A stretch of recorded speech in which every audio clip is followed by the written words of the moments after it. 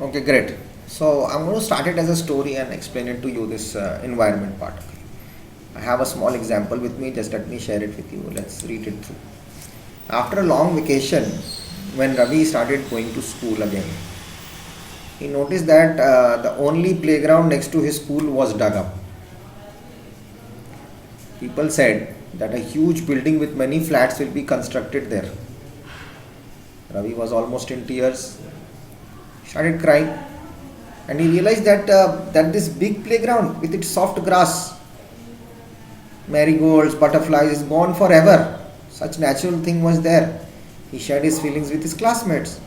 In the assembly, the principal too sadly he said, "See how the environment is changing." And he asked his teacher also, "What is this environment?" So his teacher told him, "Whatever you see in the surroundings is the environment." Then he thought also, this means that the school building, table, chairs in the classroom, even that open field, the road, the garbage, my friends, are all part of the environment. Yes, why not? But wait, there are some, then the teacher told him, wait, but some objects are created by nature, for example, mountain, rivers, trees, animals. Others are made by people, for example, roads, cars, clothes, and books. Example I am giving. Now we can make a list between ourselves. We know what is the creation of nature and what is created by human beings. Okay. Environment is our basic life support system. It provides the air we breathe, the water we drink, the food we eat, and the land where we live in.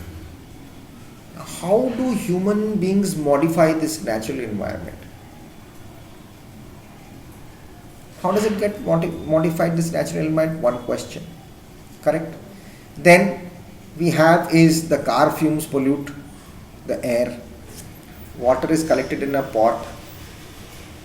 Food is served in vessels. Land is used to build factories, houses, whatever. Human beings make cars, mills, factories, and manufacture containers. This is how human beings modify natural environment. Got it? Why is our environment changing? Because our needs are increasing. We need much more things every day. Like they are, we can call it as, they are increasing day by day. We are therefore modifying at times, even destroying our natural surroundings. That's what I also think, that we are destroying it. What is biotic and abiotic? I told you before, the world of living organisms, example plants and animals, that's biotic. Abiotic is the world of non-living elements such as land. Okay. Now what does our components of environment? We have human made, we have natural, we have humans in a country, we have individuals, we have a family, then it has a community, then it has a religion, then we have the educational part, we have the economical structure part, and the political situation of the country. Right? Now, from the above, we can understand, or rather, we can understand that the place, people, things, and nature that surround any living organism is called environment. It is a combination of natural and human trade phenomena. While the natural environment refers to both biotic and abiotic, as I told you, biotic is a world of living organisms. Non-biotic is non-living, is called the land. Both are needed to maintain this environment. Human environment reveals the activities, creations, and interaction between human beings. Environment actually in French is environner.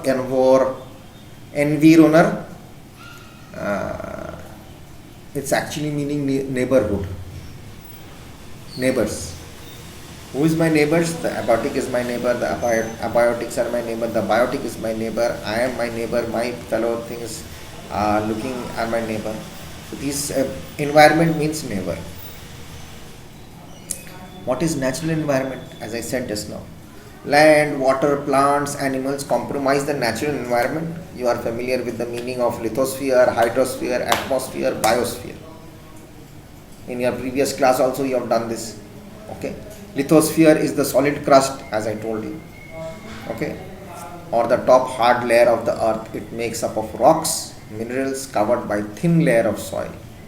It is an irregular surface with various landforms such as mountains, plateaus, plains, valleys, etc. Landforms are found over the continents and also on the ocean floor. Lithosphere is the domain that provides us forest grasslands for grazing, land for agriculture and human settlements. It's also a source of what? Mineral wealth.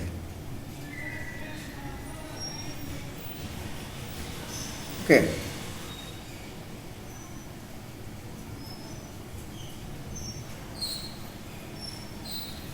Correct? The domain of water is referred to as hydrosphere. It comprises of various sources of water and different types of water bodies. Right? We have water bodies in our country. Those are rivers, lakes, seas, oceans, etc. It is essential for all living organisms all around the earth. The atmosphere, it is the thin layer of air that surrounds the earth. The gravitational force of the earth holds the atmosphere around it. It protects us. A plane flies in the atmosphere. It cannot go outside the atmosphere. It is above the biosphere. Right? It protects us from harmful rays and scorching heat of the sun. It consists a number of gases, dust and water vapor in the atmosphere. Isn't it? Atmosphere.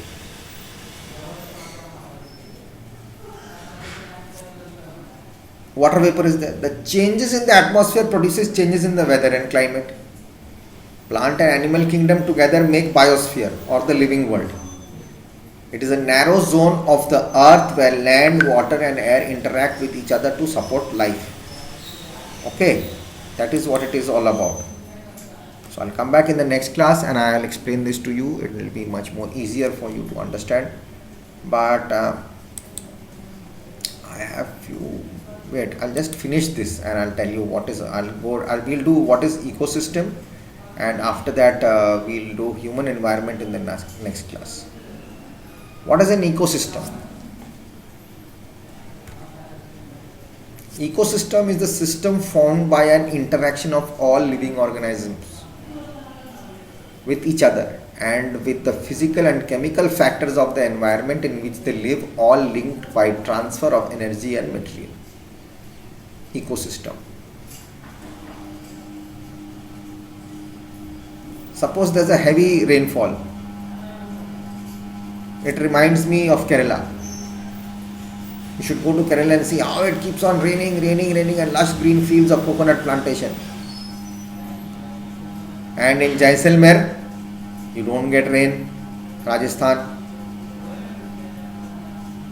you see only kikar trees and sand as far as the eyes can go. But you can also see camels, isn't it? So it's a ecosystem. Not just camels. If you visit our desert, you will also see snakes, you will see lizards and many insects.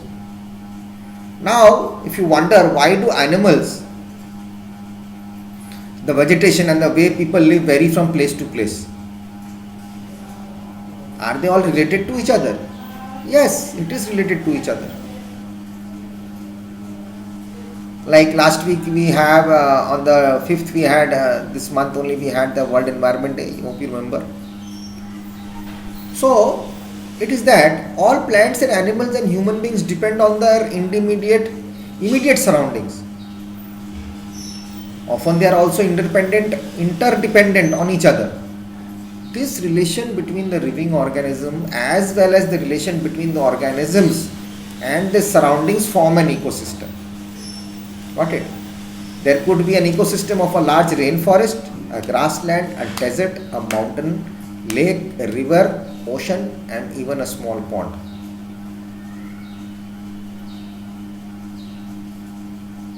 Okay. So there's an ecosystem related to each other. That is called the ecosystem. So I'll do the human environment in the next chapter, and everything else I'll give you. So we'll be done. We are nearly done. So next chapter I'll just do the human environment, and we'll do. Okay, I'll finish this today. I'll finish this chapter. Wait, I'll come back in the next video.